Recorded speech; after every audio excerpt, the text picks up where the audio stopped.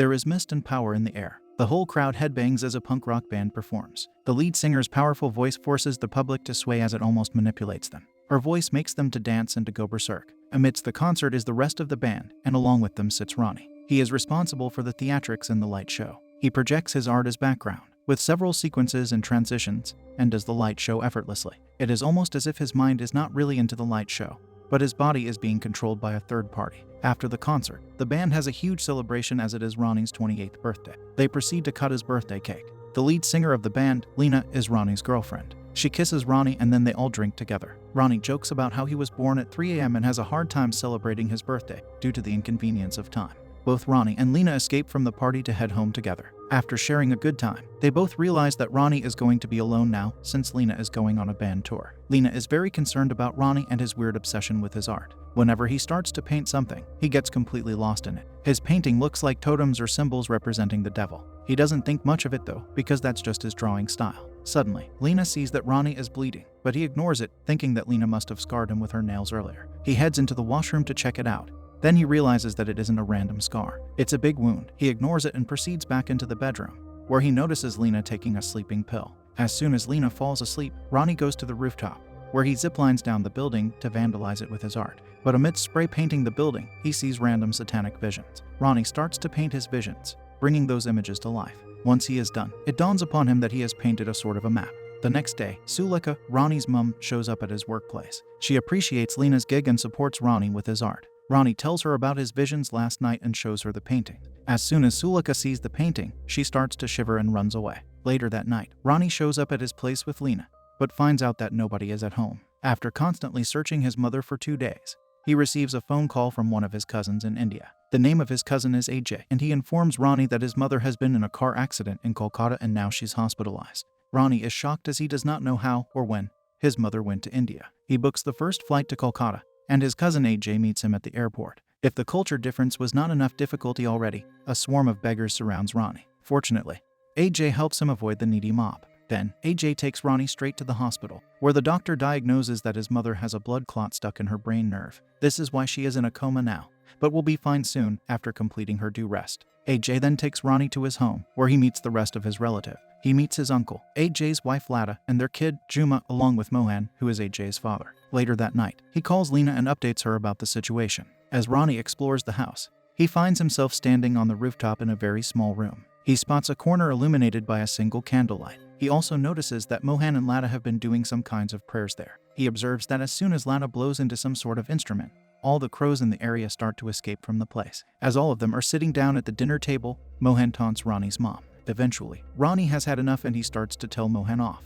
He makes it very clear that Mohan is wrong for shutting his daughter out just because she married a man from a different caste. He also adds that he should not have shut the door on her when Ronnie's dad passed away and she showed up at his doorstep pregnant.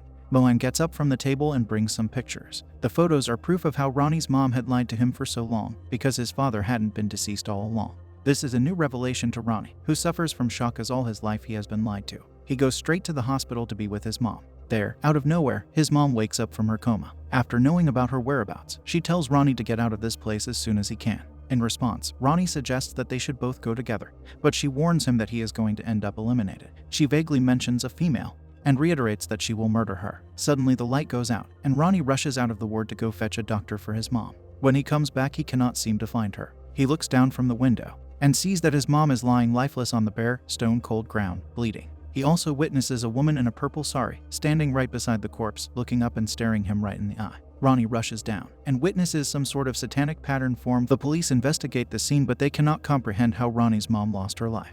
They give Ronnie a brief explanation that his mother was a mad woman who first in front of a car, and now she may have out of the window. When he discloses the presence of a suspicious stranger near his mom's body, they assume it to be a beggar. It is the next day, and after all of the rituals, the time to cremate his mother has come. Ronnie finds it very challenging to cremate her, but still ends up doing so. Before it begins, Mohan leaves as he cannot see this happening before his eyes. After the cremation, Lada gives Ronnie a pendant, which she believes will protect him from evil spirits. Ronnie looks over at the cremation side and spots a woman hovering over her mother's grave. He goes to her, and after initiating a conversation with her, she reveals that she is the one who hit Ronnie's mom with her car. Ronnie wonders why his mother in front of that woman's car. She replies that it was more like she was running away from someone. Ronnie asks her about the location of this site, and she describes a slum in return. Riding a rickshaw, Ronnie reaches the slum, but he is overwhelmed by the stench of that place. Nevertheless, he gets out of his comfort zone and begins to ask people around about his mother. He crosses paths with some alcoholics, but manages to get out of that place when matters get heated.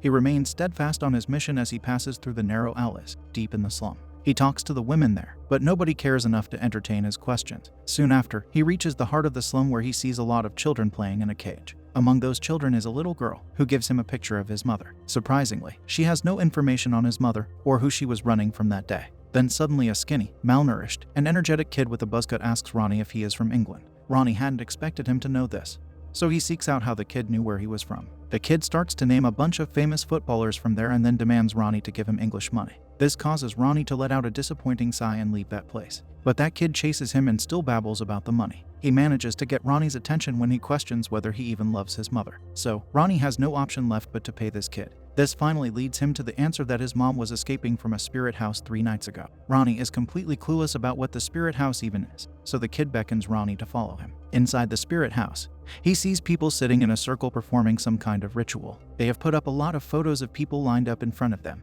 and have formed a circle around them. At the center of the circle is a see-through fragile cage with a creature moving underground. Ronnie asks all of them about his mother, but nobody replies. Then, what appears to be their priest holds his mom's photo in his hand. As soon as he is about to utter the words, it becomes impossible for him to talk. It looks as if he is passing out. This puts Ronnie in grave danger, and everybody in the slum starts chasing him because they're under the impression that he slayed somebody. But in reality, he didn't even do anything. After a while, Ronnie successfully manages to escape from that slum. He later recalls these events to AJ, who in turn reprimands Ronnie for going to such a troublesome place. However, Ronnie is determined to find his mother's murderer. He thinks the police are just going to blame his mom for ending. After smoking a cigarette, Ronnie looks beneath the alley and sees that the locals are preparing for an event, some sort of puja or worship. He watches them carrying a statue of their goddess, but that does not intrigue him at all. The following day, Ronnie goes out into the street with his sketchbook and draws his visions, which makes him realize that most of what he saw are connected to this place and country. AJ explains to him that most of his sketches are not of the goddess, but of the demon lord who wanted to bring apocalypse to Earth. According to the Hindu folklore, he was stopped by their goddess who had 12 hands. AJ asks Ronnie if he has ever eaten a pawn before, and when he gets a negative answer from Ronnie, he fetches him one. Ronnie looks over to his left for some more inspiration, but something catches his eye, something surreal, something very morbid. It is the same woman in the purple sari, the same woman who he believed was his mother. Ronnie begins to chase her and ends up in a dark alley. There, he sees the woman's figure entering an abandoned house. Against his better judgment, he follows in her footsteps as well. Inside the house, he sees the same symbol that was on the wall on his mother's murder site. As he looks around, he discovers a woman tied down, and she has been deceased for 3 days. Ronnie is horrified. Soon enough, the police arrive at the scene, and the investigator suspects that it might be Ronnie who murdered his mom and now this other girl. AJ advises Ronnie to get out of this place, as it might be getting legally dangerous for him to stay here. Later that evening, the girl who was the police photographer for the same investigator arranges a meeting with Ronnie where both of them crack down on the symbols. It turns out that the symbols were Bengali numbers, and the murderer was marking down his victims. They discovered that 28 years ago, when Ronnie's mom came to England, the murders were at their peak. Together, the two of them start linking the symbols. They discover that the next victim will be rated with the number 3 in the Bengali number murder series. Ronnie wakes up in the middle of the night because of a dream where his mother is wearing all white clothes, the same clothes that she was cremated in. She is walking on the road, but her hands are tied by a mystical entity who is making her walk. His dream shifts and Ronnie catches sight of Juma painting the number 3 in the Bengali numbers, which is the same symbol that was predicted to be given to the next victim. At Ronnie's investigation, she starts screaming that Ajay, her dad, passed away in a very troublesome way. She starts frantically crying, which brings AJ and Lada to the living room and they carry her back to their room. Ronnie looks as if he has been struck by lightning. He darts his eyes towards that symbol and sweats so profusely like he just swam in the Pacific Ocean. His frantic mind gets distracted when Mohan calls him. After sitting down, Mohan narrates to Ronnie that he and Sulika were still teenagers when both of their parents lost their life at the same time. Their dad had a stroke and their mom ended her since she wanted to be united with her husband. After becoming orphans, they started going to rituals at the same slum that he earlier went to. At first, Sulika did not want to go, but Mohan convinced her to go there. There was a very powerful medium called Raki. When she was a kid, she was very badly burnt, and that gave her a sort of power from which she could talk to and attract spirits towards her. When Mohan got to know that Raki was problematic, he stopped going there, but Sulika did not. With time, she became addicted and deeply attached to Raki. This was probably the reason why she went to the same slum 3 nights ago. Ronnie wants a description of this Raki from Mohan, and gets the hint that she always wore a purple sari. The very next morning, Ronnie goes to the same hospital where his mom was murdered to inspect the symbol closely. There, a beggar approaches him and asks for some money. As Ronnie makes the gesture of taking his wallet out, every beggar in that area comes after him. Also, the same entity, the tall being that was walking his mother down the streets in one of his dreams, also tries to catch him. Ronnie loses the crowd, but that mysterious being chases him down. And as soon as it is about to grab him, Ronnie wakes up as if it was just another one of his dreams. Ronnie has had enough of this place. He is at the airport going back to London. He is on call with Lena when a little girl approaches and begs him to buy a bottle of water from her. As soon as he takes a few sips from the bottle, he starts feeling hazy and dizzy. He runs to the washroom and starts puking. Meanwhile, a man using a urinal nearby walks up to him and looks him straight in the eye. Freaked out by this encounter, Ronnie runs away, and it turns out that man stole his bag, which had his passport and mobile phone. Ronnie has no one at that time, so he calls the same police photographer and then passes out soon after. He wakes up at her house and realizes where he is. She mentions the original police file to Ronnie and they start looking for it. Ronnie finds out from her that one of the suspects is Aaron Das. Ronnie recalls that he heard the kid at Slum murmur the name Aaron Das, and that this person murdered only his sixth victim being his mother. Ronnie lays down all the details about Raki and they leave for that cursed slum. They barge inside the spirit house and rip apart the see-through fragile cage. The two cautiously take a look inside the ditch. Underground is a who has dug up a skeleton, which is later identified to be Aaron Das. They also stumble upon a piece of paper with that skeleton. It appears to be from an ancient book, which states that to rejuvenate the demon lord who will bring apocalypse to Earth, one has to bring his 7 offerings. After bringing those 7 offerings, he will be revived and he will be ready to bring the apocalypse. Asha, the police photographer, wishes that her mother was alive right now, as she possessed a lot of knowledge about these things and could have helped them out with this confusing case. Afterward, they head to the police station to report to investigator Banerjee, who is Asha's father. They notify the family of the girl who was found lifeless by Ronnie in the abandoned building. Weeping, Ronnie makes eye contact with the man of their house, who looks strong, but broken from the inside, as now he has lost his will to comfort his wife. They see that investigator Banerjee has arrested that girl's boyfriend, but he is innocent.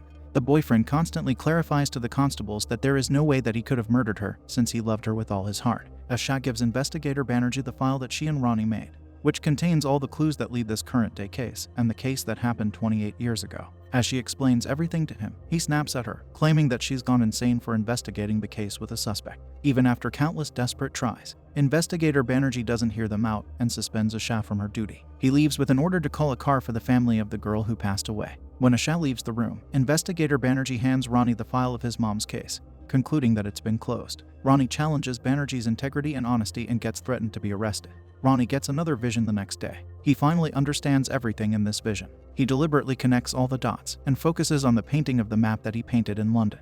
Ronnie is still confused about the scar that is in the middle of his chest, but what he made out of his vision is truly surprising for him, since they are connected to the family of the girl who is deceased. He hurries towards Asha's house and confides in her, but she has lost all hope now, and assumes that maybe investigator Banerjee was right. She agrees now that maybe he should head back home to London. Ronnie motivates Asha and assures her that both of them will get to the bottom of this. Ronnie then visits the deceased girl's house, where her father is waiting for her younger daughter, who is playing outside. Ronnie introduces himself and his purpose for being there. Ronnie shows a picture of his mother to the man and observes him. He starts crying and calls him by his name. Ronnie deduces that this man is his father, and then he hugs him, with a request to give him some clarity on all these matters. Roger, his father, recalls that when Ronnie was born, he was an extremely sick child with a weak heart. The doctors decided that they would not be able to save him. His mom used to go to seances, and then she took him to Raki. She returned at dawn, and Ronnie had a scar on his chest, but he looked better. Ronnie's mom had informed Roger that they should leave and go somewhere far away, but Roger had declined.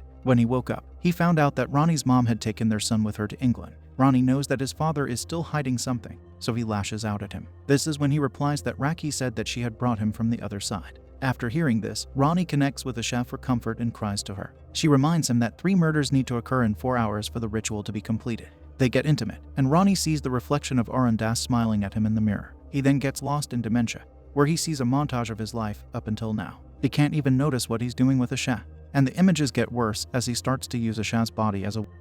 While Asha is on top of him, he grabs her neck. In his state, he gets so scared that he almost claws her. She gets away from him, concerned about his condition. This is when everything becomes crystal clear for Ronnie. He is the same as Aaron Das. All the murders that are occurring around him are of the people who are close to him. His mom, his stepsister, and he remembers the dream about AJ too. He gets another vision and finds himself standing outside Asha's house once it's over. It's time for him to face his fears. He calls a cab and shows the driver the painting of the map that he painted in London.